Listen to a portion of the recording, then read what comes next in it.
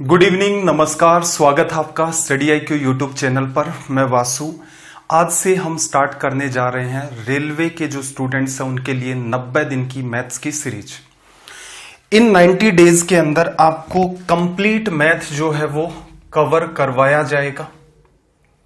इन 90 days में आपको complete math जो है कवर करवाया जाएगा। अब यहां पर हम लोग अपनी तरफ से दिमाग नहीं लगा रहे हैं कि रेलवे ने ये कहा है कि दिसंबर के मिड से आपकी एग्जाम कंडक्ट होनी स्टार्ट हो जाएंगी, तो टाइमलाइन हम लोगों ने वही मानी है कि 90 डेज के अंदर आपका ये सिलेबस कंप्लीट करवाया जाए। हर शाम 6 बजे आपकी लगभग 1 घंटे या 1 घंटे 10 मिनट की आपकी क्लास रहा करेगी।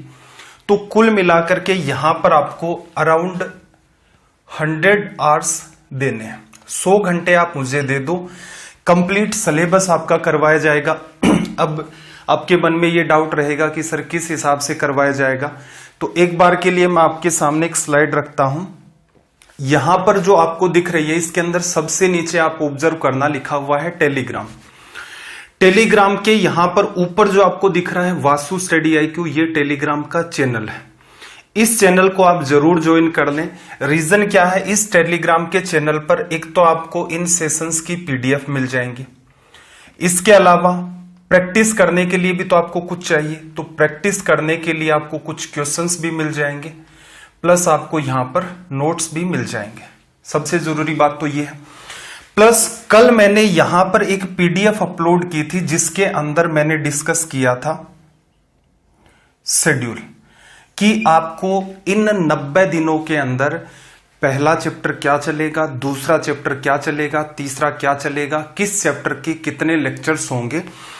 तो टेलीग्राम चैनल पर आपको जाना है, वहां से आप वो PDF डाउनलोड कर लें, अपने मोबाइल के अंदर उसको सेव कर दें, जिससे आपको ये पूछना नहीं पड़ेगा और ना ही आप ये बार बार, जैसे कॉमन सा सवाल बच्चे का आता रहता है कि सर ये चैप्टर कब पढ़ाओगे, ये चैप्टर कब पढ़ाओगे, तो उसमें मैंने सारा का सारा एकदम सिस्टमेटिक ढंग से हर क्लास के आगे की पहली ये क्लास, दूसरी ये, तीसरी ये, चौथी ये, इस सीक्वेंस में चलेंगी।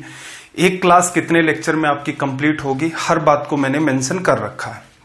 यहीं पर आपको एक नीचे दिख रहा होगा Vasu study IQ doubt group. अब ये क्या है, तो ये एक टेलीग्राम का ग्रुप है जिसके अंदर आप अपने डाउट्स पूछ सकते हैं। एग्जाम रिलेटेड जितनी भी बातें हैं, जैसे कि क्या पढ़ना चाहिए, किस हिसाब से हम लोग तैयारी करें, इस टाइप के जितने भी सवाल हैं, मान लो कोई मैथ्स का आपका डाउट आ रहा है, बिल्कुल वहां पर आप सेंड करें, आपको वहां से रिप्लाई मिलेगा।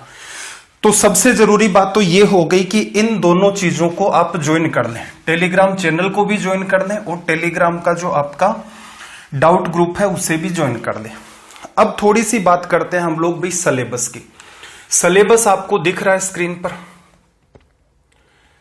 सिलेबस की बात कर लेते हैं। अब थोड़ा सा मैं इन एग्जाम को डिवाइड कर देता हूं, जैसे 2 कैटेगरी के अंदर। एक तो अपनी जैसे CGL की एग्जाम होती है, या फिर यूं कह लें CDS की जो एग्जाम रहती हैं। एक हम रेलवे को तो टारगेट कर ही रहे हैं, रेलवे हो गया। इसी कैटेगरी के अंदर आपकी जो स्टेट के अंदर आपका जो भी स्टेट है उसके अंदर अमूमन जितने भी हैं, जैसे MP की बात करें तो MPSI की वैकेंसी, UP की बात करें तो UPSI की वैकेंसी, ऐसे राजस्थान SI की वैकेंसी, तो इन सब का सिलेबस भी इसके साथ मैच खाता है। या फिर हम लोग बात करें जैसे पुलिस हो गया, पुलिस की जो एग्जाम होती हैं उनमें, पुलिस में कौन सा भी SI तो आ ही गया, कांस्टेबल के अंदर कुछ स्टेट के अंदर थोड़ा सा ठीक ठाक सिलेबस है, कुछ के अंदर बहुत ही बेसिक सा सिलेबस है। तो वहां से PDF आपको मिल चुकी है भाई सिलेबस की, कि सर कब कब कौन सा चैप्टर करवाएंगे, तो आप अपने हिसाब से उनको देख लेना और वहां से उन चीजों को पढ़ लेना, जिससे आपका पुलिस का जो सिलेबस है वो भी कवर हो जाएगा। प्लस में हर स्टेट के अंदर ये एग्जाम भी होती है, जैसे पटवारी, इसके अलावा ग्राम सेवक हो गया, या फिर और आगे बात करें हम लोग जैसे जेल प्रहरी हो गया। तो इन एग्जाम के अंदर भी मैथ्स का स्तर सेम टू सेम वही आता है जो रेलवे का। तो अपने सेंटर में कौन सी एग्जाम रहेगी, रेलवे की, और इसी के साथ इन एग्जाम्स का सिलेबस भी आपका कवर हो जाएगा। किसी के अंदर कुछ कम चैप्टर होते हैं, जैसे कांस्टेबल के अंदर बहुत ही कम चैप्टर चलते हैं आपके, तो आप अपने हिसाब से उस PDF में देखना कि भाई इतने लेक्चर के बाद ये क्लास होगी, ये मेरे सिलेबस का पार्ट है, उसके आराम से आप नोट्स बनाओ और कैरी करो। अब बच्चों के मन में ये सवाल है, क्या ये सीडीएस और सीजीएल हो गया, सीपीओ हो गया, आपका सीएचएसएल हो गया, उसके लिए हेल्पफुल है? तो उन बच्चों से ये कहना चाहूंगा जो बच्चा अभी तैयारी कर रहा है, जिसने स्टार्ट ही की है, अगर वो अपने बेसिक्स को थोड़ा सा डेवलप करना चाहता है तो उनके लिए बिल्कुल हेल्पफुल रहेगा। क्या मेंस के लिए हेल्पफुल है? बिल्कुल भी हेल्पफुल नहीं है मेंस के लिए। रीजन ये है कि भाई कोई भी एग्जाम की तैयारी करते हैं तो उसका एक लेवल होता है। जैसे फॉर एग्जांपल मैंने यहां पर आपको जो सिलेबस दिख रखा है, संख्या पद्धति या फिर नंबर सिस्टम की अगर मैं बात करूं तो यहां मैंने रेड मार्क लगा रखा है, क्लियर है। फिर मेंसुरेशन हो गया आपका, मेंसुरेशन, फिर आपका बीजगणित, अलजेब्रा, त्रिकोणमिति, ट्रिग्नोमेट्री, ज्यामिति, ज्योमेट्री, इनके ऊपर मैंने राउंड डाल रखे हैं। रीजन समझना इस बात का कि जैसे मेंसुरेशन हम लोग यहां पर पढ़ेंगे रेलवे के अंदर, ठीक है, सिलेबस को भी मैं एक्सप्लेन करूंगा, इतिहास के अंदर क्या पूछा गया उन बातों को भी, जिससे क्या है बार बार बच्चे क्या है बीच बीच में सेशन चलते रहते हैं, फिर पूछते रहते हैं कि सर ये वाला पार्ट क्यों, ये वाला क्यों, इस पर तो सवाल आए नहीं थे, वो वाले क्यों नहीं करवा रहे हो। तो ये जितने भी आपके द्वंद्व चलते हैं दिमाग के अंदर, हर एक को खत्म करना जरूरी है, जिससे आपके अंदर माइंडसेट तो बने कि 90 दिन में हमें क्या करना है, क्लियर। तो यहां पर ये जो 4-5 पार्ट आपको दिख रहे हैं, यहां पर मैंने क्या इनको राउंड में डाल रखा है।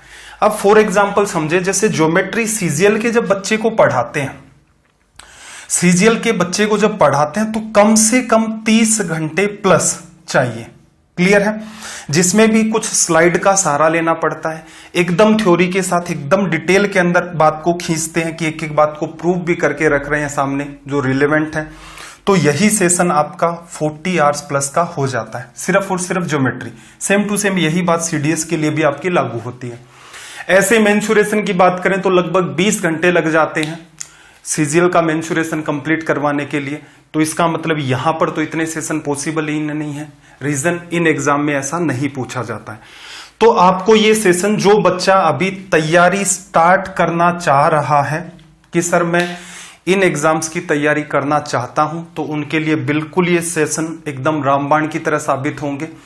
लेकिन जिन बच्चों ने जैसे प्री दे लिया है, वो इस उम्मीद में ना रहे कि सर ये वाला पार्ट भी कवर होगा क्या, क्लियर है, ऐसा नहीं हो पाएगा। हाँ, आप बेसिक अप्रोच है भाई किसी किसी चैप्टर की, वहां पर जैसे अर्थमेटिक है तो अर्थमेटिक के अंदर तो ऑलमोस्ट देखा जाए तो सेम टू सेम अप्रोच वही चलती है, क्लियर है। तो ये जो डिफरेंस है आप मेरा समझ पा रहे होंगे कि यहां पर मेरा उद्देश्य ये नहीं है कि हर बच्चे को घींच लाओ कि तुम भी आ जाओ, सीडीएस वाले भी आ जाओ, तुम्हारा भी हो जाएगा इसके अंदर, सीजीएल वाले आ जाओ, तुम्हारा भी इसके अंदर हो जाएगा। नहीं, अगर आप बेसिक तैयार करना चाहते हैं तो आपको हेल्प मिलेगी इस तैयारी के अंदर। इन 100 घंटों के अंदर ये जो 90 दिन की क्लास है, इनके भरोसे आप सोचते हैं कि सर मेंस क्लियर हो जाएगा, नहीं, क्लियर, रेलवे क्लियर हो जाएगा, बिल्कुल। बाकी ये जितनी भी एग्जाम है आप अपनी मार्क करके रखें, कब क्या पढ़ाया जाएगा ये सारी चीजें मैंने आपको बता दी। अब पढ़ाने का जो तरीका है तो बात करें, आपके जो क्वेश्चंस होंगे वो इंग्लिश में भी होंगे और हिंदी में भी होंगे,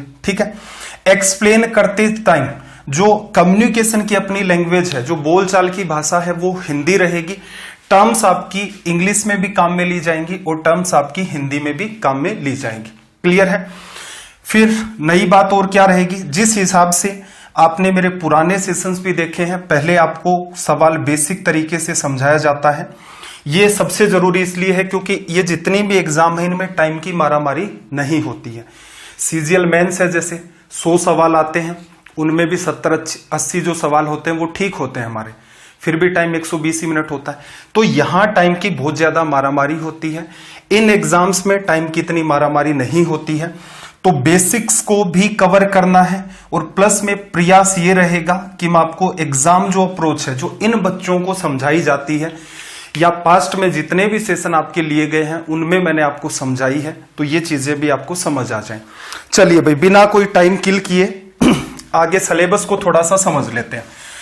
आपके सामने जो बात रखी हुई है वो असल में रेलवे का आपका सिलेबस वेबसाइट पर जाकर के आप चेक कर सकते हैं इन बातों को। अब मैं इसे थोड़ा सा एक्सप्लेन कर देता हूं। देखो, चैप्टर संख्या पद्धति, इसको रेड में क्यों डाल रखा है, क्योंकि इन्होंने ये नहीं बता रखा कि जो आपका नंबर सिस्टम है उसमें क्या क्या पढ़ना है। Unit digit, number of zero, remainder theorem, factor की इकाई का अंक क्या होगा, क्लियर है।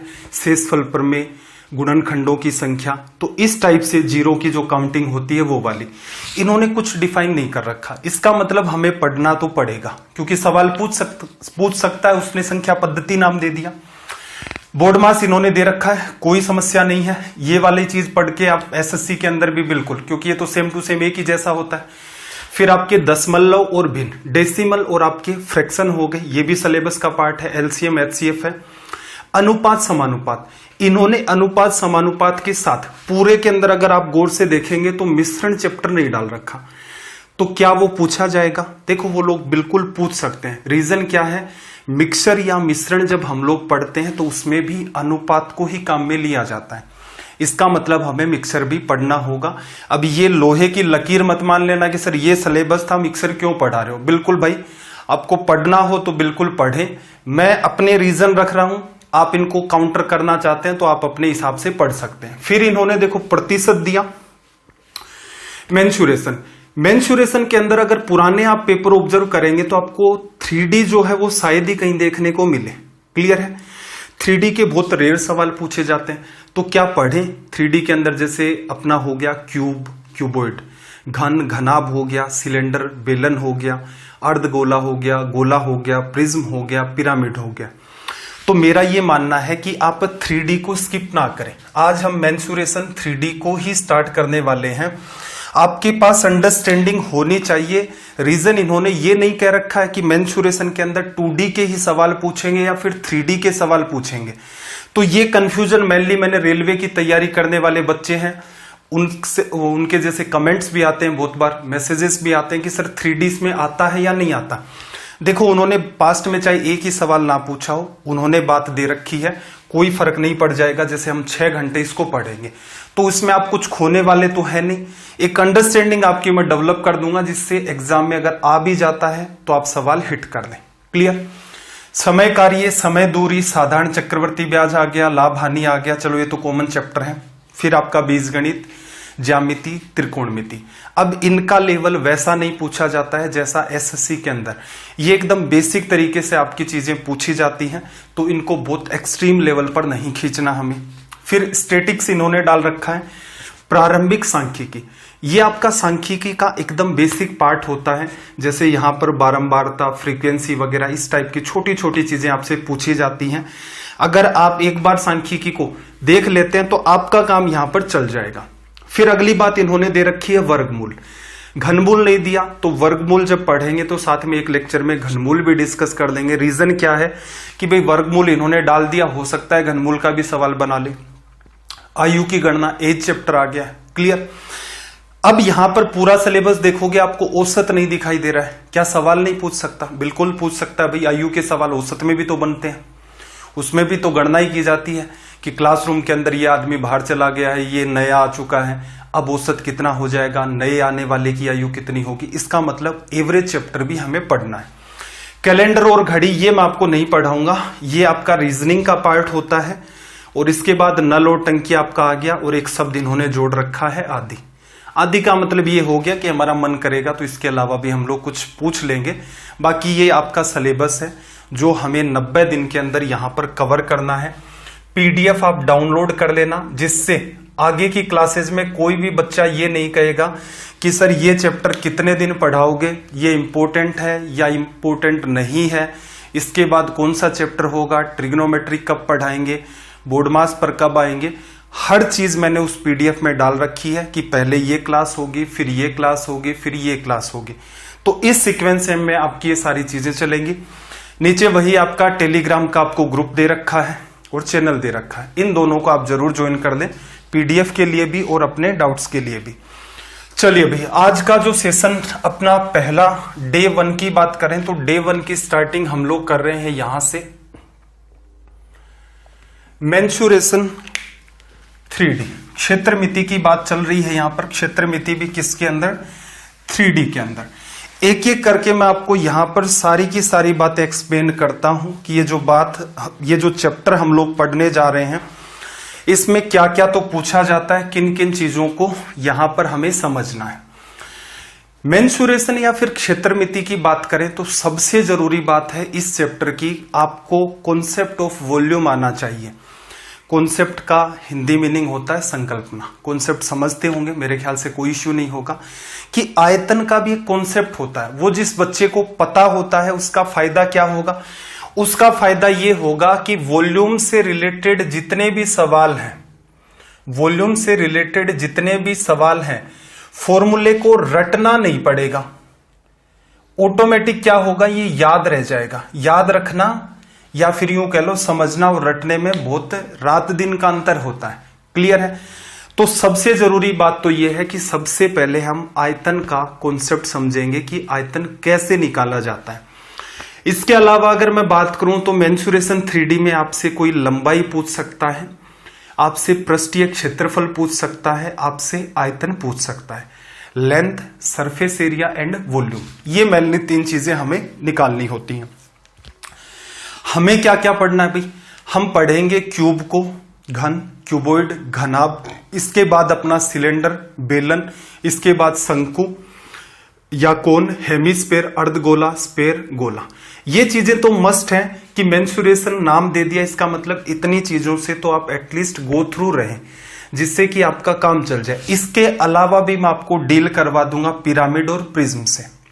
पिरामिड और प्रिज्म से अगर वो सवाल बनाएगा तो क्या संभावना बन सकती है। क्लियर है कि इसी टाइप का सवाल वो पूछता है, तो इससे गो थ्रू करवा दूंगा।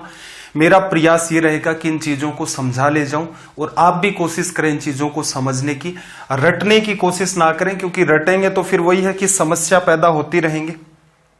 अब देखना, यहां पर हम लोग सबसे पहले समझते हैं कॉन्सेप्ट ऑफ वॉल्यूम। सबसे पहले आप हेडिंग लगाएंगे कॉन्सेप्ट ऑफ वॉल्यूम।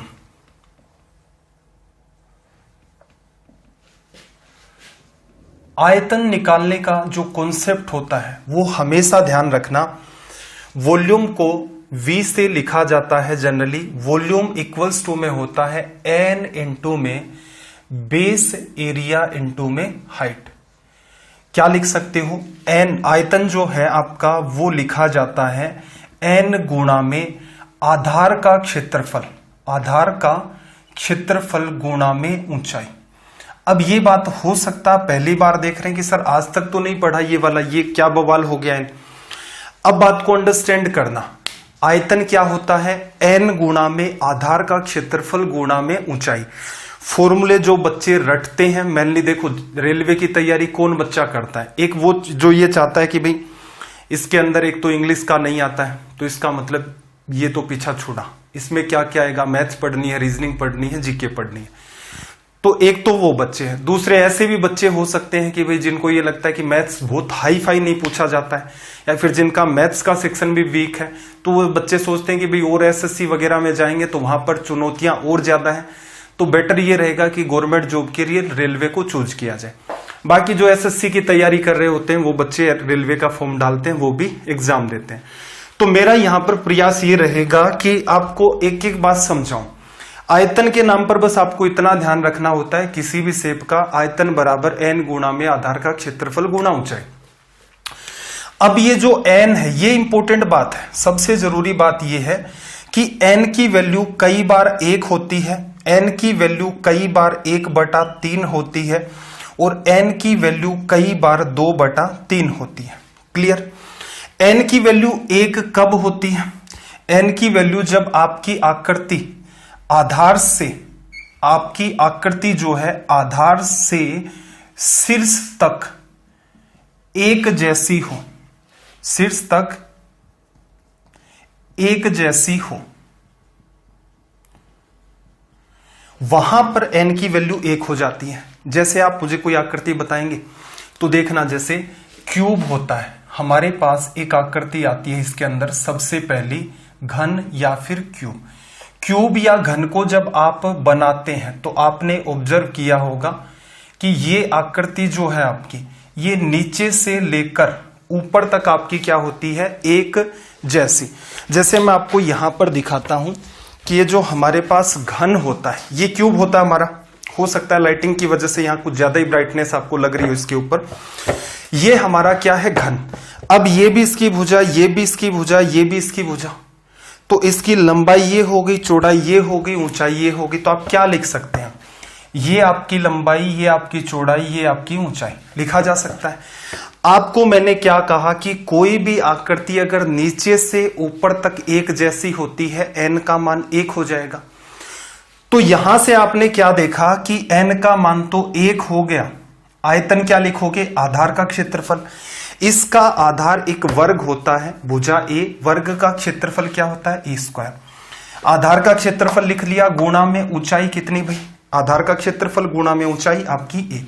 तो इस वजह से ये जो आयतन है ये आपका निकल के आता है a³। तो आई होप यहां तक आपको ये वाली बात समझ आ गई होगी कि कोई भी आकृति जो नीचे से ऊपर तक एक जैसी है तो आयतन क्या होगा, सिर्फ और सिर्फ आधार का क्षेत्रफल गुणा ऊंचाई, n का मान 1 हो जाता है। अब ये चीजें आई कहां से, कुछ बच्चों के मन में ये सवाल होगा। तो भाई ये चीजें इंटीग्रेशन एक पार्ट होता है मैथ्स का, उससे ये सारी की सारी चीजें निकल के आती हैं। चलो आप मुझे दूसरी आकृति बताओ कि और ऐसी क्या आकृति होगी। तो आपका रिप्लाई होगा कि सर घनाभ जो होता है हमारा, हमारे पास जो आकृति घनाभ होती है, या मैं यूं कहूं क्यूबॉइड, क्यूबॉइड के अंदर भी तो ऐसा ही होता है। घनाभ जो हमारा होता है या जो हमारा क्यूबॉइड होता है उसके अंदर भी तो अपना सेम टू सेम सिनेरियो चलता है। मैं आपको शेप दिखाता हूं यहां से, देखना जरा। जैसे ये आकृति है, ये हमारी कैसी आकृति है, घनाभ के जैसी। अब यहां से ऑब्जर्व करना, ये इसका क्या हो गया, बेस। बेस से लेकर टॉप तक, नीचे से लेकर यह आकृति ऊपर तक एक जैसी है। समझने को आप इसे भी समझ लो कि भाई ये इसका आधार है और ये इसकी ऊंचाई है। तो क्या लिखोगे, हमेशा ही आधार का क्षेत्रफल गुणा में ऊंचाई। अब क्यूबॉइड वाली शेप को मैं आपके सामने बना करके रख देता हूं, तो देखना जरा क्यूबॉइड कैसा होता है दिखने में। क्यूबॉइड कुछ आपका इस तरीके से दिखता है, ये वाला। भुजाओं की बात करें तो इस भुजा का नाम A रख लेते हैं, इसका B और इसका C। आयतन कैसे निकालोगे भाई, आयतन निकालोगे आधार का क्षेत्रफल। आधार क्या है, एक आयत, आयत का क्षेत्रफल लंबाई गुणा चौड़ाई, A गुणा B। तो आधार का क्षेत्रफल आपने लिख लिया। ऊंचाई क्या हो गई भाई आपकी, C, लिखा जा सकता है। तो इसका मतलब यहां आपको कोई फॉर्मूला रटने की नीड नहीं है कि जो बच्चे एकदम हिम्मत ही हार चुके हैं कि हमारे तो ये चीजें ऊपर से जाती हैं, तो वो प्रयास करें कि ये चीजें आसान है अगर आप इनको समझना चाहते हैं। क्लियर। इससे आगे और कोई आकृति ध्यान आ रही है जो नीचे से ऊपर तक एक जैसी हो, तो आपका जवाब होगा सिलेंडर जो हमारा होता है,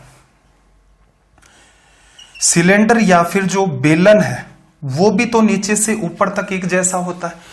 तो इसका मतलब ये आपकी त्रिज्या हो गई, ये इसका आधार है जो वृत्ताकार है, ऊंचाई इसकी h है। आयतन क्या होगा भाई, आयतन आपको ये कहा है कि जो भी आकृति नीचे से ऊपर तक एक जैसी है n का मान 1 हो जाता है। आधार का क्षेत्रफल गुणा ऊंचाई आयतन लिखते हैं। आधार का क्षेत्रफल कितना, वृत्त है तो पाई आर स्क्वायर लिखा, और ऊंचाई कितनी है इसकी h। तो आयतन का फॉर्मूला क्या बन गया, पाई आर स्क्वायर h। तो इसका मतलब इनसे जुड़े हुए जितने भी आपके दिमाग के अंदर डाउट थे, क्या इनको रटना ही पड़ता है, नहीं, रटने की नीड नहीं है। थोड़ा सा आप इन चीजों को समझ लें जिससे काम आसान हो जाए। एक बात आपको समझ आ गई है, इसको हमने डील कर लिया कि कोई भी आकृति जब नीचे से ऊपर तक एक जैसी होती है तो उसका आयतन लिखा जाता है आधार का क्षेत्रफल गुणा ऊंचाई। अब जिस आकृति में, देखो मेरा पॉइंट थोड़ा सा सुनना, जिस आकृति के अंदर तिर्यक ऊंचाई मौजूद होती है, जिस किसी भी आकृति में तिर्यक ऊंचाई मौजूद होती है, ऐसी शेप जिसमें स्लांट हाइट मौजूद होती है, वहां पर मल्टीपल आपका निकल के आता है 1/3। बस आपको इतना ही ध्यान रखना है कि n की वैल्यू कब क्या होगी, आयतन से जुड़े हुए सारे फॉर्मूले आपके कवर हो जाएंगे। अब मुझे ऐसी कोई शेप बता सकते हो, ऐसी शेप आप कहेंगे कि हमारा जो कोन होता है, हमारा जो कोन या फिर शंकु जो होता है वो कैसा होता है भाई, इसी टाइप का होता है। और शंकु के अंदर ये जो है इसी को तो हम लोग तिर्यक ऊंचाई कहते हैं। तिर्यक ऊंचाई आपकी ये हो गई, आधार की त्रिज्या r हो गई और इसकी ऊंचाई h हो गई। आयतन क्या लिखा जाएगा, जब भी कभी तिर्यक ऊंचाई मौजूद होती है आयतन लिखा जाता है 1/3। आधार का क्षेत्रफल, आधार कैसा है अभी, वृत्ताकार, πr² और ऊंचाई कितनी है h। क्लियर है। कुछ बच्चों को देखो ये स्लो लग रहा होगा, अब हो सकता है देखो किसी ने कुछ पहले से पढ़ रखा, उनको ये सारी चीजें स्लो लग रही हैं, लेकिन मेरा मुद्दा फिर से वही रहता है कि जब भी मैं पढ़ाता हूं किसी पर्टिकुलर बच्चे को इंप्रेस करने के लिए नहीं पढ़ाता। CGL CDS बैंक पीओ के बच्चों को पढ़ाते हैं तो उसी हिसाब से पढ़ाना पड़ता है। अब उनकी तैयारी करने वाला बच्चा यहां होगा तो वो हो सकता है कि यार सर ये छोटी छोटी बातें क्यों बता रहे हो। देखो जो बच्चे सिर्फ इन्हीं एग्जाम की स्टार्टिंग में बताया था, रेलवे, पटवारी, ग्राम सेवक, जेल प्रहरी, इनकी तैयारी करते हैं, उनकी मैथ्स का स्तर वो नहीं होता है।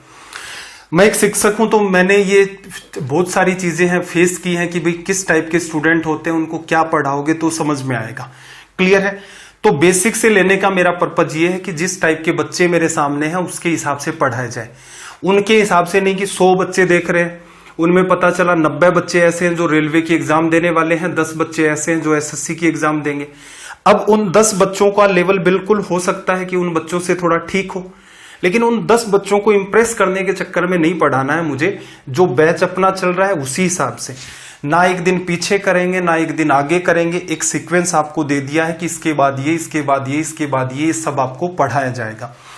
तो मैं पहले मेंसुरेशन 3D का आपको बेसिक करवा रहा हूं, तो पेशेंस से इसको देखते जाए, सारे के सारे कंक्लूजन एक साथ हम लोग लिख लेंगे, PDF की फॉर्म में भी आपको ये ग्रुप पर मिल जाएंगे। लिखा आपने। ऐसी कोई और आकृति आपको ध्यान आ रही है? ऐसी और आकृति होती है आपकी पिरामिड। हालांकि रेलवे में उम्मीद तो नहीं है कि पिरामिड से जुड़ा हुआ भी कोई आपसे सवाल पूछ ले जाएगा, लेकिन फिर भी एक बार अगर आपने देख रखा है तो हो सकता है ये चीजें भविष्य में आप ना भूलें। ये आपका पिरामिड हो गया, एकदम बीच में ड्रॉ करोगे तो ये एकदम बीच में ऊंचाई होगी। पिरामिड का आधार वर्गाकार भी हो सकता है, आयताकार भी हो सकता है, पिरामिड का आधार समषटभुज जैसा भी हो सकता है, त्रिभुज के जैसा भी हो सकता है। क्लियर है। नीचे जो यहां पर वर्ग बना है ये आपका, यहां पर आप कहोगे तो आयत भी बन सकता है, ये त्रिभुज भी बन सकता है। तो ध्यान क्या रखना है, किसी भी पिरामिड का आयतन जब लिखोगे 1/3 आधार का क्षेत्रफल, बेस एरिया इनटू में क्या लिखोगे, ऊंचाई। बेस एरिया, बेस आपका त्रिभुज जैसा भी हो सकता है, वर्ग के जैसा भी हो सकता है, इसके अलावा आयत के जैसा भी आपका हो सकता है। तो ये कुछ संभावनाएं बनती हैं। क्लियर है। अगर रेलवे में कोई सवाल इससे पूछेगा तो इस चीज को नोट कर लेना, अगर रेलवे में पिरामिड से रिलेटेड कोई सवाल पूछेगा तो क्या सवाल बना सकता है, या तो ये कहेगा कि कोई पिरामिड है, उसका आधार वर्गाकार है, भुजा इतनी है, भुजा भी आपको देगा, ऊंचाई भी आपको देगा, आयतन पूछेगा। या फिर आपको ये कहेगा कि एक पिरामिड है जिसका आधार एक आयत है, एक रेक्टेंगल है, रेक्टेंगल की भुजाएं देगा, भुजाएं देगा तो आप क्या निकाल लोगे, क्षेत्रफल। ऊंचाई भी आपको बिल्कुल दी जाएगी। और ये रिजल्ट, क्या पृष्ठीय क्षेत्रफल पूछा जाएगा? नहीं पूछा जा सकता, संभव ही नहीं है, क्योंकि पृष्ठीय क्षेत्रफल पूछने का मतलब है एग्जाम का लेवल तुरंत एक्सट्रीम हो चुका है।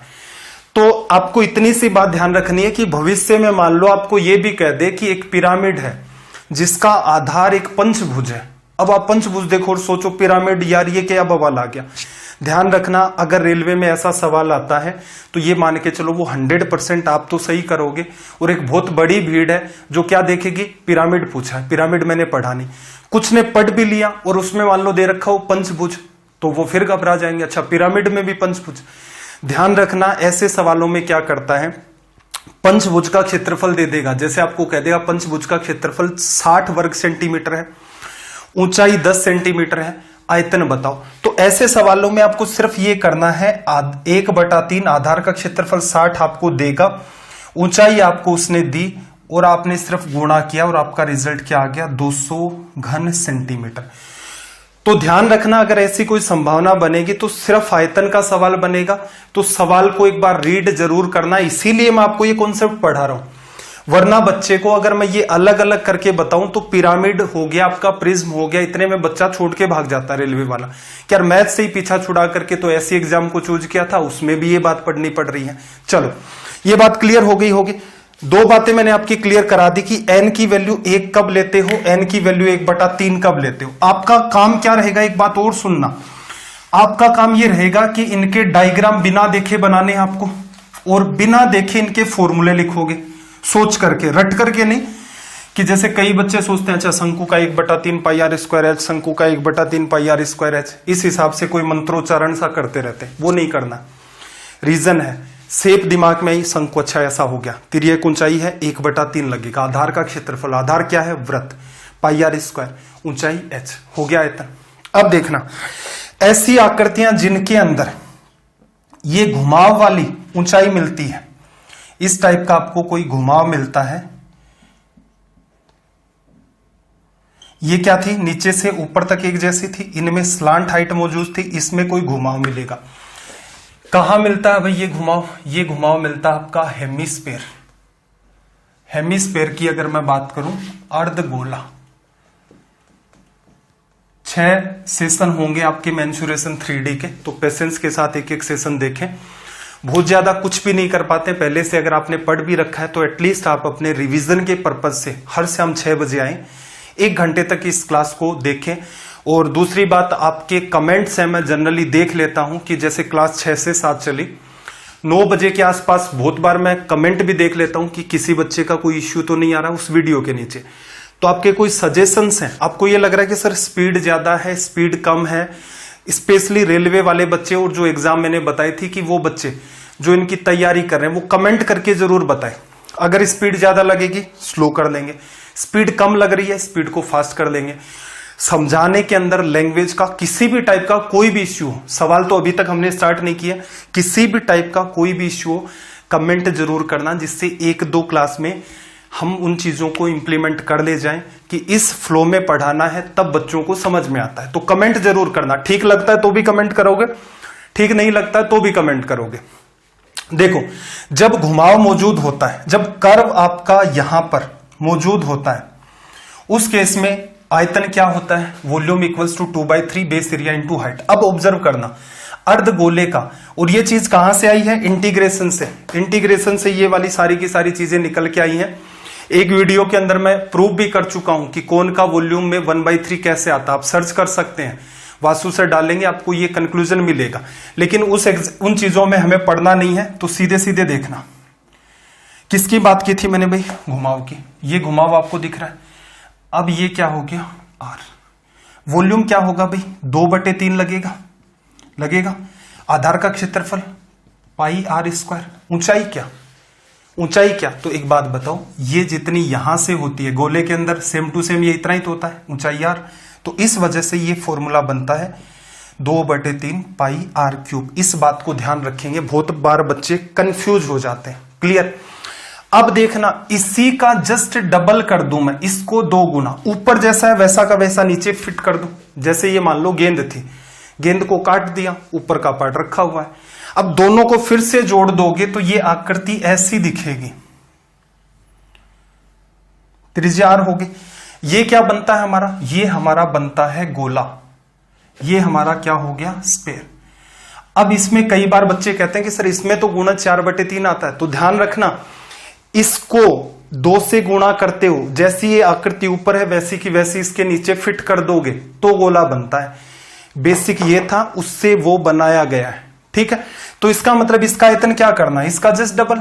भाई जैसा ये है वैसा का वैसा इसके नीचे भी है, दुगुना करोगे तो इसका आयतन वॉल्यूम 4/3 पाई आर क्यूब, ये रिजल्ट आ जाएगा। चलिए भाई, एक बार के लिए मैं थोड़ा सा इन चीजों से आपको गो थ्रू करवा देता हूं। मेरे हिसाब से आपने सारी चीजों को पकड़ने की कोशिश की होगी, फिर भी एक प्रयास और रहता है। ये जो यहां पर हम लोग अभी बात लिखेंगे तो इसका आप क्या ले लेंगे, स्क्रीनशॉट ले लेंगे, और बाकी एक एक चीज आपको ग्रुप के ऊपर मिल जाएगी। और इन क्लासेज को ज्यादा से ज्यादा शेयर करें, जिससे एक हेडेक आपकी मैं ये भी खत्म कर सकता हूं कि जब तक आपकी एग्जाम नहीं हो रही है तब तक आप क्या कंटेंट पढ़ें, ये भी आपके सामने एक चुनौती रहती है। तो इन क्लासेस को जितना ज्यादा आप शेयर करेंगे उतना डेडिकेशन, स्टडी आईक्यू बिल्कुल आपके लिए दिखाएगा। देखो, हमने आज समझा कि आयतन जो होता है वो n गुणा में आधार का क्षेत्रफल बेस एरिया गुणा में ऊंचाई होता है। क्लियर है? एन की वैल्यू आपकी क्या क्या हो सकती है? एन की वैल्यू 1 हो सकती है, 1/3 हो सकती है, 2/3 हो सकती है। अब 1 कब होगा? जब आपकी आकृति नीचे से ऊपर तक, एक ही लाइन ड्रॉ कर देता हूं, नीचे से ऊपर तक आपकी आकृति एक जैसी है। 1/3 कब होगा? जब आकृति के अंदर आपको एक तिर्यक ऊंचाई नजर आती है। और 2/3 कब होगा? जब आपको एक घुमाव नजर आता है। डिटेल में तो हमने बता ही दिया, दिमाग में बात चली गई होगी, रिवाइज भी कर लेते हैं। चलो, सबसे पहले अगर मैं बात करूं कोन को छोड़ते हैं, पहले बात करते हैं क्यूब। देखना, सबसे पहले अगर मैं बात करूं क्यूब या फिर घन की, घन का आधार क्या होता है? एक वर्ग होता है। क्लियर है? घन का आधार एक आपका वर्ग होता है, वर्ग का क्षेत्रफल a², ऊंचाई भी a होती है और n की वैल्यू 1 आएगी। रीजन आकृति नीचे से ऊपर तक एक जैसी है, आधार का क्षेत्रफल a² गुणा में a क्यूब आ गया। फिर अगली बात क्यूबॉइड, अगली आकृति हमारी क्यूबॉइड या फिर घनाभ हो गई। घनाभ में क्या होता है भाई? नीचे एक आयत होता है, जैसा नीचे वैसा का वैसा ऊपर, सेम वैसा ही चलता है। इसका मतलब n की वैल्यू तो 1 हो गई। आयतन क्या लिखोगे? आधार का क्षेत्रफल, आधार एक आयत है तो लंबाई गुणा चौड़ाई, और ऊंचाई क्या होगी इसमें? c। ये लो, ये आपका आधार का क्षेत्रफल है और ये आपकी ऊंचाई है। इसी पैटर्न में फिट बैठ रहा है। और ऐसी कोई आकृति, ऐसी और आकृति आपकी सिलेंडर आपका, या फिर हिंदी में कहें तो ये हमारा क्या होगा? बेलन लिखा जा सकता है। ये 3 आकृतियां एक जैसी हैं। बेलन का आधार जो है वो एक वृत्त होगा, नीचे से ऊपर तक एक जैसी है, इनकी वैल्यू 1 लिखी जाएगी।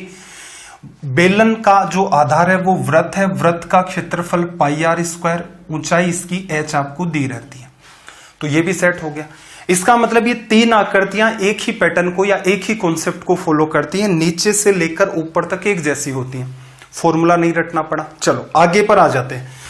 अगली बात करें हम लोग जिनमें ये बात मौजूद है, तो ऐसी आकृति क्या होती है हमारी? एक तो कोन, एक हमारी आकृति क्या होती है? शंकु, और एक इसी के अंदर हम लोग क्या लिख सकते हैं? पिरामिड। एक आकृति हमारी हो जाती है यहां से ऐसी ही पिरामिड। अब थोड़ा सा बात को ऑब्जर्व करना। देखो, शंकु का जब आयतन निकालेंगे तो क्या आएगा? गुणज में 1/3, जिनमें भी तिर्यक ऊंचाई मौजूद होती है 1/3। आधार कैसा भाई शंकु का? एक वृत्त के जैसा, तो वृत्त का क्षेत्रफल πr² और अलग से आपकी ऊंचाई h। ये लो, इजी हो गया याद करना। पिरामिड में मैंने आपको सीधे सीधे कहा था क्या क्या संभावनाएं बनती हैं, तो 1/3 आधार का क्षेत्रफल, आधार कैसे कैसे होंगे ये भी बता दिया था। अगली आकृति जिसमें ये बात चलती है तो ये हमारा क्या होगा भाई? स्पेयर या फिर गोले की बात कर दें। आयतन क्या होगा? 2/3, मल्टीपल लगेगा। आधार कैसा है भाई इसका? πr²। ऊंचाई कैसी है इसकी? ये वाली r, एक्सप्लेन कर दिया था पीछे। तो इसका आयतन आप सीधे सीधे लिख सकते हो, ये वाला। बना किससे है? ये वाली बात। इसी का जस्ट डबल आप कर देते हैं तो हमारा, सॉरी इसको लिख देता हूं मैं हेमिस्फेयर या फिर अर्ध गोला। डबल कर दोगे इसको तो क्या बनेगा हमारा?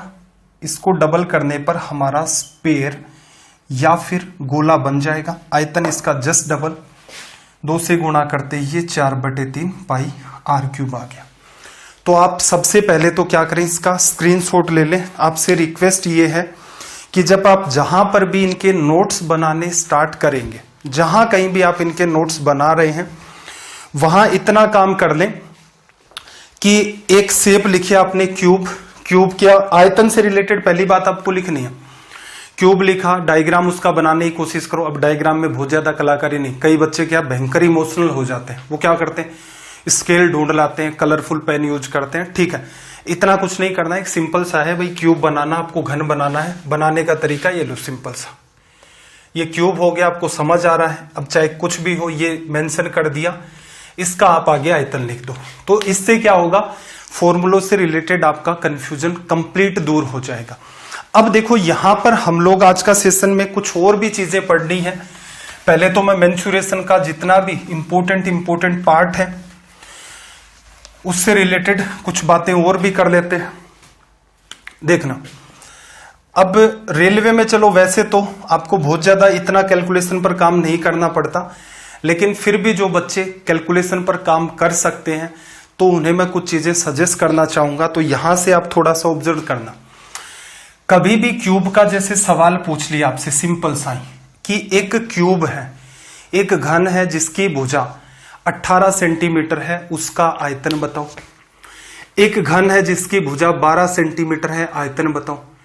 अब आपको भी पता है आयतन बराबर 12 का क्यूब लिखोगे। ये सवाल कॉमन है, रेलवे बिल्कुल इस टाइप के सवाल पूछ सकता है। स्टेट लेवल की एग्जाम बिल्कुल ऐसे सवाल पूछती भी हैं, पेपर उठा करके देखो, आइडिया लग जाएगा। अब यहां पर जल्दी कौन करेगा? एक बच्चा तो क्या करेगा, 12 गुणा 12 गुणा 12 करेगा। आयतन क्या है? 12 का क्यूब। तो एक तो क्या करेगा, 12 गुणा 12 गुणा 12, 12 12 144, थोड़ा सा दिमाग लगा लिया और गुणा में 12। ठीक है भाई। एक बच्चा जिसे याद है क्यूब, वो सीधे सीधे क्या लिख देगा, 1728। अब ये छोटी, मैं ये नहीं कहता कि कल को अगर उसने मान लो भुजा आपको 42 सेंटीमीटर दे दी तो क्या करेंगे, तो भाई बिल्कुल सोल ही करना पड़ेगा। लेकिन ऐसे सवाल इतने भी टिपिकल वो नहीं बनाता है, छोटी छोटी चीजें डाल करके सवाल पूछे जाते हैं। तो कोशिश करना भाई आप कि यहां से कंक्लूजन हमने छोटा सा ये निकाला है कि आपको ध्यान रखने हैं क्यूब। 1 से लेकर आपको 20 तक क्यूब याद करने हैं। एक काम हो गया, अगर कर सकते हो तो अच्छी बात है, नहीं कर सकते तो फिर भी चलो, उम्मीद तो आपको नहीं छोड़नी, एक बार ट्राई जरूर करना कि 10-12 तक तो कम से कम याद कर ही ले जाओ। ठीक है। आगे जब हम लोग घन पढ़ेंगे तो उसके अंदर क्या आएगा, इसका कुल पृष्ठीय क्षेत्रफल, टोटल सरफेस एरिया 6 स्क्वायर दिखा जाएगा। पढ़ेंगे इसको डिटेल में, 6 घंटे पढ़ना, इसका मतलब कुछ तो पढ़ेंगे। तो इसका कुल पृष्ठीय क्षेत्रफल 6 स्क्वायर हो गया। क्लियर। तो कल को ऐसा भी सवाल आ सकता है कि भाई एक आपके पास घन है, उस घन की भुजा आपके पास 32 सेंटीमीटर है, उसका कुल पृष्ठीय क्षेत्रफल निकालें। क्लियर। अब जिस बच्चे को यह पता है कि 32 का स्क्वायर 1024 होता है, वो सीधे सीधे 6 से गुणा करेगा। जिस बच्चे को नहीं पता वो क्या करेगा, 32 को 32 से गुणा करेगा, फिर उसको 6 से करेगा। या फिर ज्यादा दूर क्यों जाए, अगर आपको वो भुजा कह देता कि भुजा जो आपकी 29 सेंटीमीटर है, या फिर मान लो भुजा आपको कह दे कि 24 सेंटीमीटर है, तो अगर आपको स्क्वायर नहीं पता है छोटे वाले भी, तो समस्या होगी, तो आपका टाइम किल होगा, जाहिर सी बात है।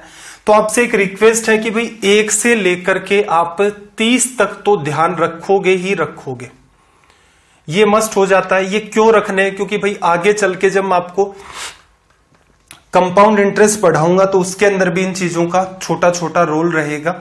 तो ये आपका कैलकुलेशन से जुड़ा हुआ काम है, इससे आप करेंगे। क्लियर है। इसके अलावा अगर आप थोड़ा सा बात ऑब्जर्व करें, एक बात और ऑब्जर्व करें, एक तो हमें वृत्त पढ़ना है, सर्कल। किसी भी वृत्त का क्षेत्रफल जो लिखा जाता है वो क्या लिखते हो, पाई आर स्क्वायर, और इसकी जो परिधि सरकमफेरेंस वो क्या लिखी जाती है, 2 पाई आर। क्लियर। अब थोड़ा सा गौर से देखना, जब हम लोग बात कर रहे होते हैं किसी बेलन का आयतन, आधार का क्षेत्रफल क्या होता है, पाई आर स्क्वायर, जो कि एक वृत्त है, वृत्त का क्षेत्रफल गुणा में ऊंचाई। जब हम शंकु की बात कर रहे होते हैं तब देखना 1/3 आधार का क्षेत्रफल, पाई आर स्क्वायर, फिर से क्या निकल के आ गया, वृत्त निकल के आ गया। ठीक है। आगे अगर हम लोग और चले तो देखना 2/3 पाई आर स्क्वायर इंटू में आर, ये भी वृत्त का क्षेत्रफल। वृत्त अपने आप में भी हमें पढ़ना है। इसका मतलब यहां पर एक अगर आप छोटा सा काम और कर लें तो जैसे इन एग्जाम्स में सवाल पूछे जाते हैं, रेलवे ने वृत्त पर ऐसे सवाल बिल्कुल बनाए हैं, क्योंकि टूटी तो वो धड़ल्ले से पूछता है।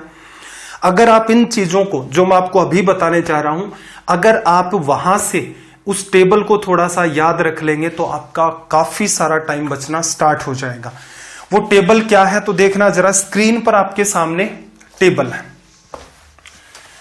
ये आपके सामने यहां पर टेबल है, ये दिख रही होगी। इसको मैं एक्सप्लेन कर देता हूं। क्या क्या करना है आपको, 1 से 20 तक क्यूब याद रखने की कोशिश करोगे, 1 से लेकर 30 तक स्क्वायर, और अगर 50 तक याद कर सकते हो तो बहुत अच्छी बात है, क्योंकि यही चीजें हमें कंपाउंड इंटरेस्ट में भी काम में लेनी है। वर्गमूल घनमूल के अंदर भी थोड़ा सा इनका रोल रहेगा, बहुत ज्यादा तो नहीं मान सकते लेकिन छोटा मोटा रोल रहेगा। अब आपको ये जो टेबल दिख रही है यहां से, इसको थोड़ा सा आप ऑब्जर्व करें। टेबल में भाई क्या देखा आपने? टेबल के अंदर अगर आप देखोगे तो एक वृत्त बना करके दे रखा है, एक आपको सर्कल बना करके दे रखा है, सर्कल की त्रिज्या r। तो इस वृत्त का जो क्षेत्रफल होगा वो क्या लिखोगे? Pi R square. Right side में सबसे लिखा हुआ है a pi R square. Circumference, circumference यानी कि इसकी जो परिधि होती है, 3D पढ़ रहे हैं लेकिन इसका यूज है, इसलिए मैं आपको बता रहा हूं कि कुछ चीजें आप तैयार करके रखें जिससे आप जो बेसिक एवरेज सा पढ़ने वाला बच्चा है उससे एडवांस हो जाए। सरकमफेरेंस क्या होती है? 2 पाई आर। सरकमफेरेंस क्या लिखते हो भाई? परिधि। और ये आपका क्या हो गया? क्षेत्रफल। ठीक है। अब देखो आपको एक टेबल है, टेबल कहां तक? मेरी मानो तो जहां जहां ये रेड वाला पार्ट है, जो भी लाल कलर के अंदर लिखी हुई है 35 तक, 35, 220, 38, 50, यहां तक आप बच्चों को ध्यान रखनी है। कोशिश करना इतनी ध्यान रख ले जाओ, वरना 3.5, 7, 14 और 21 ये वाले 4 पार्ट तो स्टार्टिंग में आपको याद रखने। अब यहां है क्या देखना जरा। जब आपकी त्रिज्या 7 सेंटीमीटर होती है तो क्षेत्रफल क्या होगा भाई? क्षेत्रफल आप लिखोगे 22/7। पाई की वैल्यू, ये वैल्यू किसकी है? पाई की। त्रिज्या कितनी? 7, फिर गुणा में 7, 7 का स्क्वायर, ये इससे कट गया, 7 गुणा 22 क्या हो गया? 154। क्लियर है? तो इसका मतलब ये इस टाइप के सवाल जब मैं आपको वृत्त पढ़ाऊंगा तब भी मैं बार बार बताऊंगा कि ये देखो इस टाइप से टेबल से सवाल उठा। प्रीवियस ईयर क्वेश्चन भी मैं बीच बीच में लाता रहूंगा, रेलवे के भी, स्टेट लेवल एग्जाम के भी, और कुछ कोशिश करेंगे हम लोग कि हमें क्या है कुछ प्री वाले सवाल भी यहां पर मिल जाए। तो इन सारी की सारी चीजों को हम लोग यहां पर डिस्कस करेंगे। अब देखना जरा, एरिया क्या हो गया भाई आपका? 154। अगर परिधि की बात करें तो सरकमफेरेंस मैं यहां लिख देता हूं 2 गुणा में 22/7 गुणा में 7, 22 गुणा 2 कितनी आ गई भी? 44। तो ये सारी की सारी चीजें यहां पर आपको दे रखी हैं। तो मैंने यहां पर एक्चुअल में देखा जाए तो इस टेबल के अंदर आपके लिए क्या करके छोड़ा है? सारी की सारी चीजों को सोल्व करके छोड़ा। जैसे त्रिज्या 7 लोगे, परिधि 44 होगी, क्षेत्रफल 154 आता है। जैसे आप त्रिज्या 14 सेंटीमीटर लोगे, परिधि आपकी 88 आएगी, क्षेत्रफल 616 आएगा। जैसे आप त्रिज्या लोगे यहां से 21 सेंटीमीटर तो आपकी परिधि 132 आएगी, क्षेत्रफल 1386, 1386 निकल के आएगा। ऐसे ही 28 के अंदर 176, 24, 64, 35 में 220, 38, 50 और 3.5 भी रख लेना याद, क्योंकि 3.5 जब रखोगे परिधि आपकी क्या होगी? 22, क्षेत्रफल 17/2 और बराबर 38.5। ये हो गया अपना जरूरी पार्ट। क्लियर है? इसके अलावा देखो कई बार आपको क्या जरूरत पड़ती है, हर बात इसलिए एक्सप्लेन कर रहा हूं ताकि आप कल तक मतलब एक दिन अगले दिन तक इन सारी की सारी चीजों को तैयार कर लें, जिससे हमारा क्या फायदा हो जाएगा कि भाई जो काम मैंने आपको बताया है वो कैलकुलेशन आप थोड़ी सी इंप्रूव कर देंगे तो आगे के सवाल आसानी से सोल्व कर देंगे। इसलिए आज के सेशन में एक एक बात एक्सप्लेन कर रहा हूं मैं। पाई जो है आपका, पाई किसको बताता है? 22/7। अब ऐसी उम्मीद तो हम लोग नहीं कर सकते कि हमेशा ही वो 7 के गुणज में त्रिज्या देगा, हमेशा नहीं देगा। कई बार क्या होगा 8 भी दे दे, 10 सेंटीमीटर भी दे दे, ऐसी भी संभावना बनती है। तो उस केस में पाई से आपको गुणा करना पड़ता है।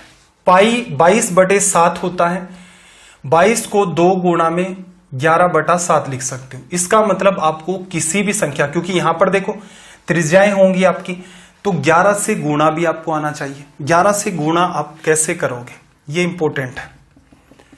11 का गुणा या फिर मल्टीप्लाई, ये भी एक इंपॉर्टेंट पार्ट हो जाता है। कैसे भी देखना जरा, मैं 54 को 11 से गुणा कर रहा हूं तो जैसे हम स्कूल में करते थे, 1 का 54 से गुणा करोगे, नीचे क्रॉस आएगा, फिर 54 से गुणा करोगे, ये 4 आ गया, 4 5 9 आ गया, फिर 5 आ गया। क्लियर है? अगर आप सीधे सीधे 54 को 11 से गुणा करना चाहते हैं तो सिंपल है, पहले वाली बात एज इट इज आ जाती है जैसे कि यहां पर आई है, फिर पेयर बन जाते हैं। 5 और 4 कितना? 9, फिर लास्ट वाली डिजिट अकेले। कुछ समझे? देखना फिर से, 2 3 4 2 को 11 से गुणा करना है। क्या तरीका होगा भाई, पहले 2 आ जाएगा, फिर 4 और 2 कितना बनेगा 6, फिर 4 और 3 कितना बनेगा 7, फिर 2 और 3 कितना बनेगा 5, फिर अकेला क्या जाएगा 2, 2 5 7 6 2 ये निकल के आएगा। कैसे आया होगा, एक बार के लिए इसी तरीके से इस बात को सोल्व करके देख लेना, आइडिया लग जाएगा। ठीक है, कई बार क्या होता है भाई, कई बार ऐसा भी हो सकता है, मान लो संख्या को थोड़ा सा बदल दे, जैसे आपको ये कह दे 76 को 11 से मल्टीप्लाई करना है। क्या करोगे भाई, पहले आपको पता है 6 आना है, फिर 7 और 6 कितना 13, लेकिन संख्या तो एक ही लिख पाओगे, तो यहां से एक कैरी आ गया, एक कैरी आ गया, फिर आपको क्या लिखना था 7, लेकिन कैरी भी जुड़ेगा तो ये क्या बन गया हमारा 8। एक आखिरी बात और समझा देता हूं इसी के अंदर, फिर कुछ सवाल देखते हैं। देखना, आखिरी बात समझना यहां से, जैसे मान लो 7 9 8 5 को 11 से गुणा करना है, तो ये कितना आ गया 5। ठीक है, फिर 8 और 5 कितना 13, एक कैरी, 9 और 8 17 और एक आपका 18, फिर से एक कैरी, 9 और 7 16 और एक ये आपका 17, फिर से एक कैरी, 7 और एक आपका 8।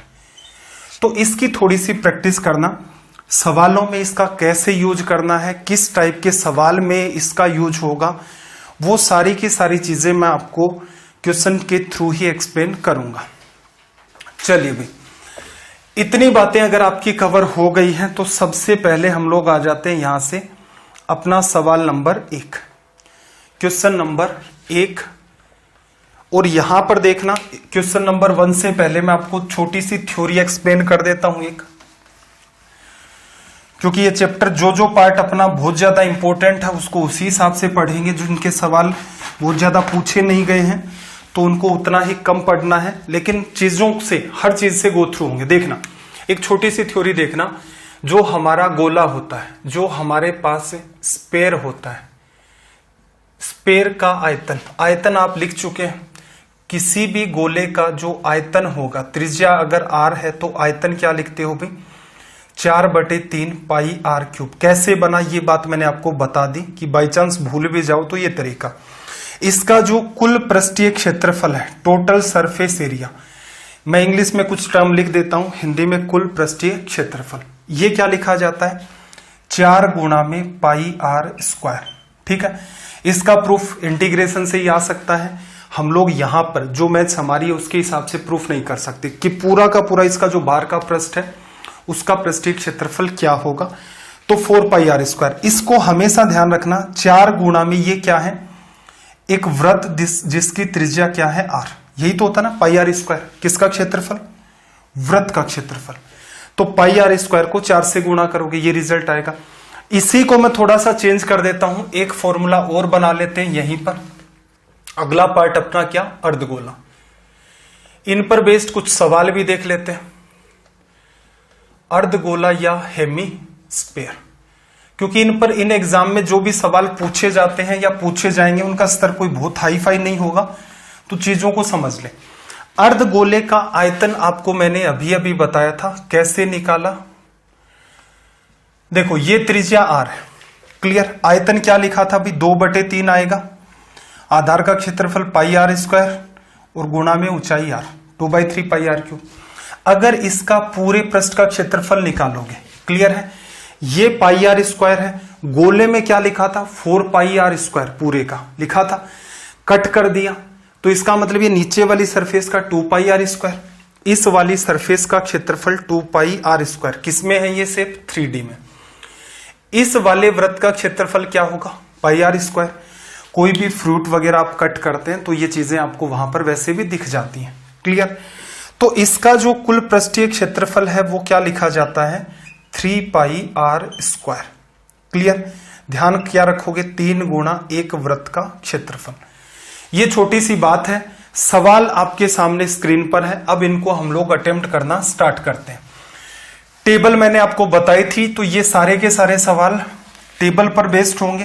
कुछ सवाल ऐसे भी करने हमें जो टेबल पर बेस्ड नहीं है, तो आज हम लोग प्रयास अपना ये रहेगा कि कुछ सवाल हम लोग इसके डिस्कस कर ले जाए। तो सवाल नंबर 1 को जरा गौर से देखना। सवाल नंबर 1 में इसने क्या कहा कि find the volume of a cylinder of height 50 centimetre and the radius of whose base is 7 centimetre.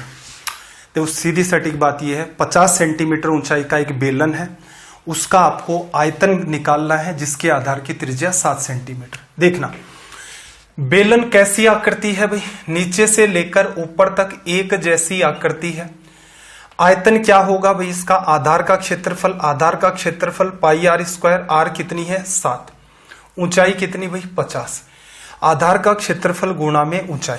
ठीक है, एक बच्चा इस सवाल को कैसे करता है, वो ऐसे करेगा, आयतन बराबर 22/7, त्रिज्या 7 गुणा में 7 और ऊंचाई आपकी कितनी हो गई 50। एक 7 से एक 7 उसने काटा, 7 गुणा 5 35, एक 0 लगाई हुआ है, 35 गुणा 2 70, फिर 35 गुणा 2 70 और 7 आपका 77। एक बच्चा ऐसे करेगा।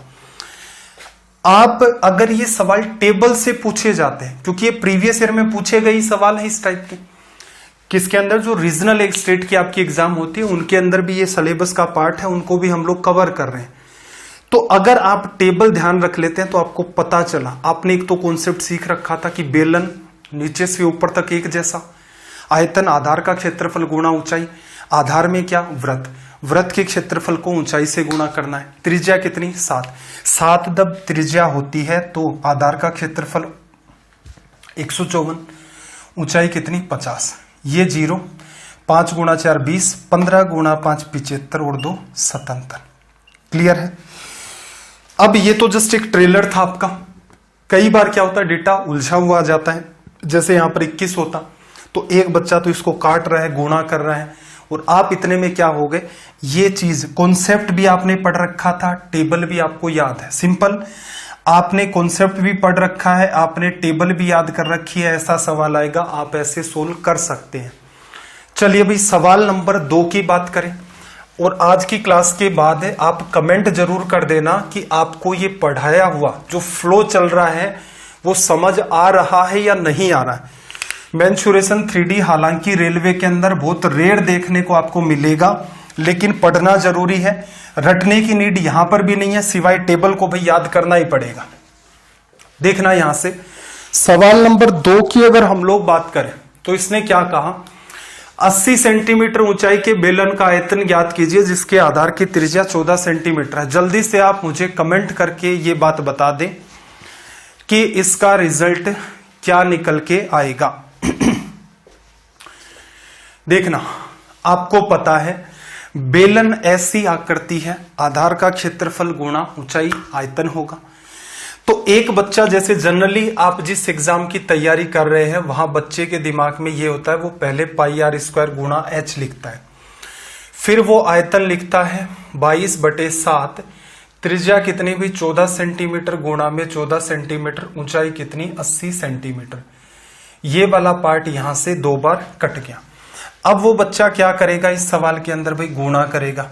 गुणा करने का तरीका 14 गुणा 2 28, 28 गुणा 2 56, और फिर 28 गुणा 2 56 और 6, 56 और 5 61 गुणा में 80, और फिर आयतन लिखेगा ये 0, 8 गुणा 6 आपका 48, 8 और 4 आपका 12, 8 6 48 और आपका 49 सेंटीमीटर क्यूब, 49,280 सेंटीमीटर क्यूब।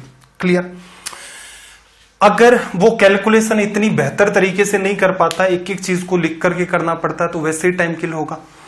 आपको ये सवाल एग्जाम में कैसे डील करने हैं, आपको मैंने काम क्या बताया कि एक तो आयतन का कॉन्सेप्ट समझ लो, एक टेबल याद कर दो, टेबल पर कैसे सवाल आ रहे हैं या कैसे सवाल आएंगे, कैसे पूछे जाते हैं, वो सवाल आपके सामने है। आपको ये लिखना था आधार का क्षेत्रफल गुणा ऊंचाई। आपको पता है आधार कितना कैसा है, वृत्ताकार, वृत्त का क्षेत्रफल 14 सेंटीमीटर, तो क्षेत्रफल 616, और ऊंचाई कितनी 80। तो आप यहां से स्टार्ट करते, 8 6 आपका 48, 8 और 4 आपका 12, 8 6 48 और 49। तो एक बच्चा जो कटिंग कर रहा है, अब देखो मैंने तो इसको थोड़ा जल्दी इसलिए कर दिया कि भाई ये एक आदत सी रहती है कि कैलकुलेशन कैसे करनी है डेटा देख करके। जिसको ये गुणा नहीं करना आता, जैसे 8 गुणा 2 जिसने 16 बना लिया, 14 को इससे कर रहा है फिर आपस में गुणा करा, वो तो उलझ गया। आपको मैं एक छोटी सी बात ये बता रहा हूं कि इसका आयतन का जो कॉन्सेप्ट है उसे ध्यान रखें, उससे ध्यान रखेंगे, फॉर्मूला नहीं याद रखना पड़ेगा, फॉर्मूला दिमाग के अंदर सेट हो जाएगा कि भाई ऐसा क्यों होता है। टेबल याद करनी है क्योंकि वृत्त पर सवाल आएंगे, शंकु पर सवाल आएंगे, गोला, अर्धगोला, बेलन, इनके ऊपर आपके सवाल बनते हैं। क्लियर? तो ये छोटी छोटी चीजें, इनको आप थोड़ा सा ध्यान रखेंगे जिससे आप में इंप्रूवमेंट होगा। चलिए भाई आगे टेबल पर ही बेस्ड और सवाल देखते हैं। सवाल नंबर 3, क्वेश्चन नंबर 3। और ये चीजें समझ तो आपको आ रही है ना? कमेंट कर दो जल्दी से। 90 दिन तक किसी भी टाइप का कोई तनाव नहीं लेना है। एक अपना रूटीन सेट कर लें कि हर शाम 6 से 7 बजे सर की मैथ्स की क्लास देखनी है। दिन में कुछ डिसाइड कर लो, जैसे वितुल सर की रीजनिंग की क्लास भी चलती है अपने स्टडी IQ पर, तो वो भी आप देख सकते हैं। विपिन सर का अपना GK की क्लास भी चलती है, शायद दिन में 2 बार होती है। तो आप अपना एक टारगेट सेट कर दें कि भाई मुझे इतना करना है। जैसे मैं मैथ्स की बात करूं तो 1 घंटे आप 6 से 7 क्लास देखेंगे, दिन के अंदर 2 घंटे कम से कम और निकालेंगे, जिसमें क्या होगा आधे घंटे में तो ये पूरा का पूरा रिवाइज करेंगे, 1.5 घंटे आप कुछ सवालों की प्रैक्टिस करेंगे। तो 24 घंटे में मैं तो अपनी मैथ्स के लिए सिर्फ और सिर्फ आपसे 3 घंटे मांग रहा हूं हर रोज के। 24 घंटे आपके पास दिन में। अब आप डिस्ट्रीब्यूशन कैसे करते हैं? मान लो भाई आप ज्यादा ही सोते हैं, 8 घंटे सो गए, क्लियर है, और कोई काम करना है 4 घंटे और भी जोड़ देते हैं, तो इसका मतलब आप 12 घंटे हटा दो तो भी पढ़ाई के लिए 12 घंटे। मैथ्स तो आपके लिए 3 घंटे काफी है। रीजनिंग की बात करेंगे तो भाई 2 घंटे पढ़ लोगे, काम दौड़ जाएगा। 7 घंटे बच रहे हैं।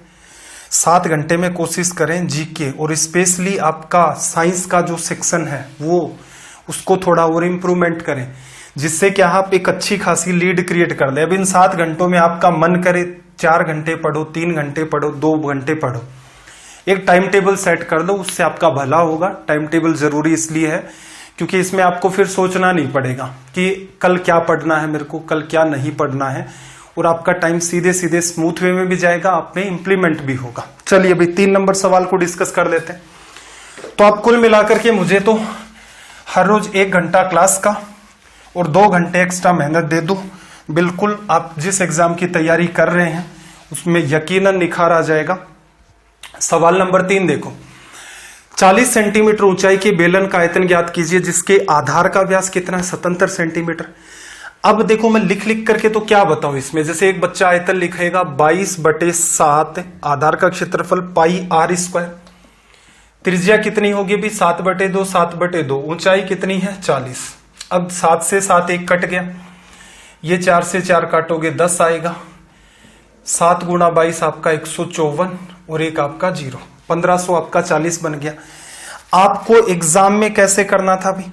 आपको ये पता था कि सिलेंडर का वॉल्यूम जो होता है बेस एरिया इंटू हाइट, त्रिज्या जब भी कभी आपकी 7/2 हो तो आधार का क्षेत्रफल क्या लिखते हो आप? 77/2 लिख लो, या फिर मैंने आपको कहा था 38.5 लिखो।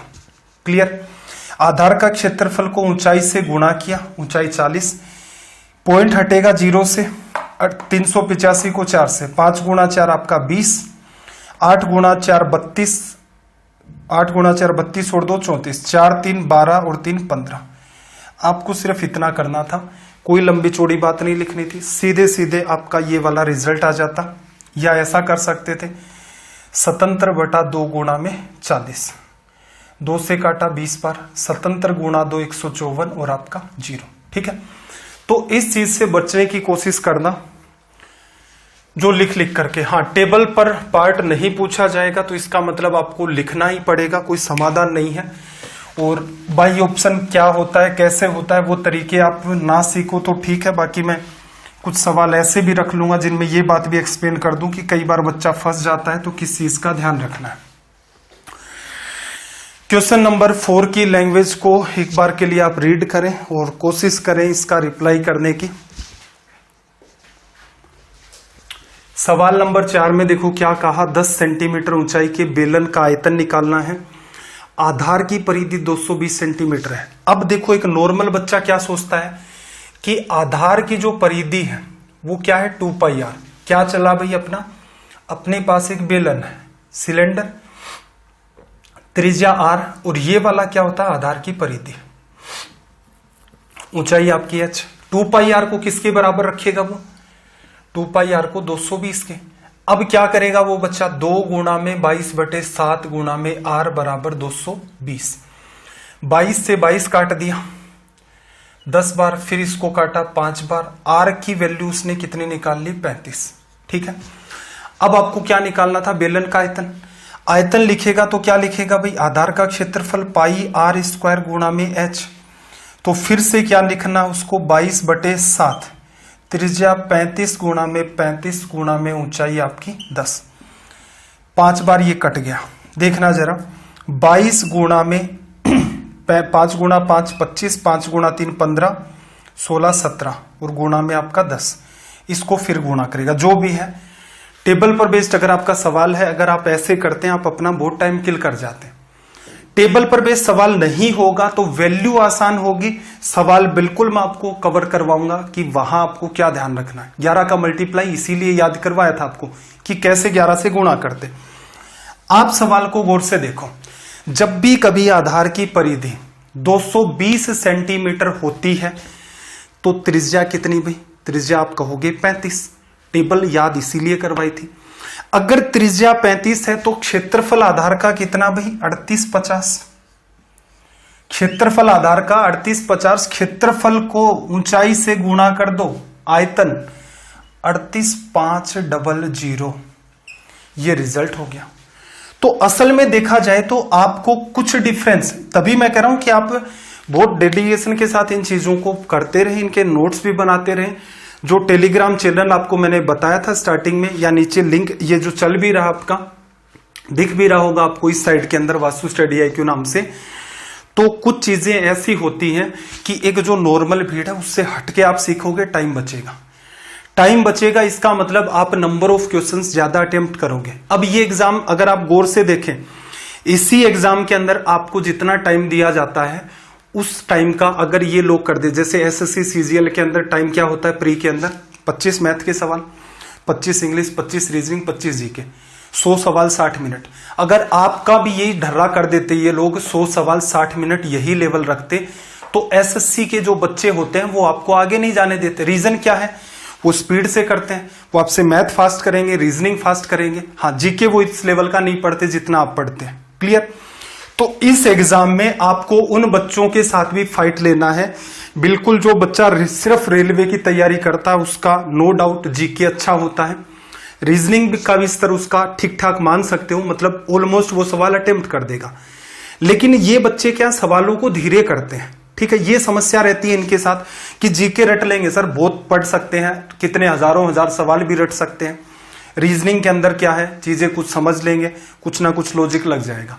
मैथ्स में सवाल भी चलो हमने इतनी मेहनत कर ली कि हम डील कर ले जाएंगे, लेकिन समस्या ये स्पीड नहीं आ रही है। जहां स्पीड नहीं आएगी, SSC का बच्चा तैयार बैठा है, वो इस पेपर को, रेलवे का जो भी पेपर आता है उसको कुछ समझता ही नहीं है। अब ये इसमें तो समस्या ये आ गई कि उसमें जीके इतना आ गया कि वहां पर जीके वो उसका तैयार नहीं है, इसलिए आपको वो कंपीट कर देता ऑलमोस्ट, लेकिन उस लेवल का नहीं कर पाता। तो आप अपना मैथ्स सुधारें, जिससे जितने भी आपके सवाल हों सारे के सारे सवाल आप अटेम्प्ट कर ले जाएं। क्लासेज को शेयर करेंगे तो मैं आपको PDF प्रैक्टिस वाली भी दूंगा। शेयर नहीं करेंगे तो भाई आपका भी इंटरेस्ट नहीं है, तो टीचर अपना इंटरेस्ट क्यों दिखाएगा। आप मेरे लिए टाइम निकालेंगे तो जाहिर सी बात है मैं भी आपके लिए टाइम निकालूंगा कि बच्चा 90 दिन पढ़ ले, ये प्रैक्टिस कर ले, ऐसे ऐसे सवाल कर ले। कहां से आते हैं, तो पढ़ाते पढ़ाते इतनी साल हो गई बैंक PO को, CGL को, रेलवे के बच्चों को, तो पता रहता है कि अच्छा ये CGL प्री के सवाल थे, ये तो इन्होंने हूबहू यहां पर पूछ लिए। तो सारा कंटेंट निकाल करके आपके सामने रख दिया जाएगा, तो आप चीजों को सीखें। अप्रोच इसीलिए सिखा रहा हूं कि मान लो मैं ये नहीं कहता एक सवाल आ गया, वो यही सवाल था, एक बच्चा ऐसे लगा हुआ है, आपने देखा अच्छा 3850 को 10 से गुणा करना है, ऑप्शन C दिख रहा है, ठीक मार दिया ना, पॉसिबल था ये। तो इन चीजों में सुधार करें, सुधार करेंगे तो यहां जितना टाइम लगा इतने में आप 5 सवाल 4 सवाल और अटेम्प्ट कर ले जाएंगे। तो ये छोटी छोटी चीजें हैं भाई, प्रयास करना आप अपने हिसाब से। मैं अपनी तरफ से पूरी की पूरी कोशिश करूंगा। मेरे ख्याल से सेशन बहुत ज्यादा लंबा तो नहीं चला गया आज का, सेशन थोड़ा सा देखो लंबा तो चला गया। चलो एक सवाल और देख लेते हैं भाई। और अपनी जो टेबल है ना, उसको जितना काम आज मैंने आपको बताया है सारा का सारा तैयार करके रख लो, एक नोटबुक डाल लो। डे 1, डे 2, डे 3, डे 4 इस हिसाब से चलते रहो। और फिर बात ध्यान रखना, आपका रेस्पॉन्स ये डिसाइड करेगा। ऐसा भी संभव है कि पूरी की पूरी एडवांस मैथ का एक वीडियो बना दिया जाए 3 या 4 घंटे का, अर्थमेटिक का एक वीडियो बना दिया जाए 3 या 4 घंटे का, कि कुल मिलाकर के 10 घंटे में पूरा का पूरा, ये पढ़ाने के बाद की बात कर रहा हूं, वो काम मैं पैरेलल में रिकॉर्ड कर लूंगा। लेकिन कब? जब आप डेडिकेशन दिखाएंगे कि 90 घंटे में आपको पढ़ाऊंगा, 10 घंटे के अंदर 2 लेक्चर ऐसे होंगे, 10-10 घंटे के नहीं, 10 घंटे में ही 2 लेक्चर ऐसे होंगे जिसमें अर्थमेटिक भी है, जिसमें एडवांस भी है, कि जैसे ही आपकी एग्जाम से पहले 4 या 5 दिन पहले आपको कुछ नहीं समझ आ रहा क्या करें, ईयरफोन डालो, सवालों को देख लो 1 बार या 2 बार, क्योंकि 90 दिन आप मेरे से पढ़ लोगे, 10 घंटे में रिवीजन। अब आपको मान लो एग्जाम से 3 दिन पहले सिर्फ ही आपको मान लो मैथ्स पढ़नी है, ऐसा भी हो सकता है, तो 1 दिन में भी पढ़ सकते हो। 3 घंटे एक दिन पढ़े, 3 एक दिन पढ़े, 4 घंटे एक दिन पढ़े, तो ऐसा भी हो सकता है। कब पॉसिबल है? आप अपना डेडिकेशन दिखाइए, स्टडी IQ आपके लिए बिल्कुल डेडिकेशन दिखाएगा। ये जो मुहिम चली थी ट्विटर की, आपको भी पता होगा, बहुत से ऐसे लोग हैं जिन्होंने आपका साथ नहीं दिया। स्टडी IQ ने आपके ऊपर इन सारी मुद्दों पर वीडियो भी बनाए थे। प्लस में जैसे आप गौरव सर हो गए, उनका ट्विटर हैंडल देखो जाकर के, सिद्धांत सर का, महिपाल सर का, विपिन सर का, मेरा भी ट्विटर हैंडल जाकर के देख लो, तो आपको पता चलेगा। जैसे महिपाल सर का और गौरव सर का देखोगे तो हर 10 मिनट के अंदर ट्वीट आ रहा था। तो कोई आदमी इतना लंबा चौड़ा, इतना बड़ा इंस्टीट्यूट है, ये आपका ऑनलाइन प्लेटफॉर्म है, बहुत सारी इसमें चीजें चलती हैं, वो आदमी सारा का सारा टाइम आपको दे रहा है, वो भी लगातार 3-4 दिन तक। तो डेडिकेशन स्टडी IQ का आपके लिए हमेशा ही रहेगा, पहले भी था, आज भी है, भविष्य में भी रहेगा। आप डेडिकेशन दिखाएंगे तो हमें भी मोटिवेशन मिलता है कि स्टूडेंट अपने लिए इतना कर रहे हैं तो हम लोग भी स्टूडेंट के लिए करें। चलो आज के सेशन का मैं आखिरी सवाल ले लेता हूं। देखो, अर्धगोले का आयतन निकालो जिसकी त्रिज्या 7 सेंटीमीटर। देखो आयतन क्या लिखोगे? 2/3।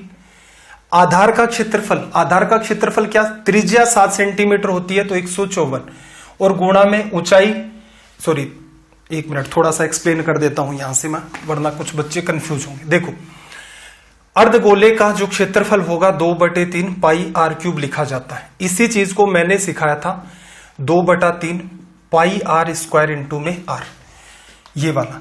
तो आप कॉन्सेप्ट से जाएंगे तो 2/3, अगर आपकी त्रिज्या 7 सेंटीमीटर है, क्षेत्रफल 154, और गुणा में आपका क्या आ जाएगा? 7। ठीक है, अब आपको यहां पर गुणा करना है तो थोड़ा सा ऑब्जर्व करना। 7 गुणा 2 14, नीचे तो कितना है? 3। 14 गुणा 4 आपका 56, हसल 5। 14 गुणा 5 70, 70 और 5 आपका 75, हसल 7। 14 और 7 21। इसमें डिवीजन किसका करना भाई अपने को? 3 का। 3 का डिवीजन 7 बार, 1 बार। 26 में कितनी बार गया भाई? 8 बार। 2 बचा। 3 का डिवीजन 6 बार।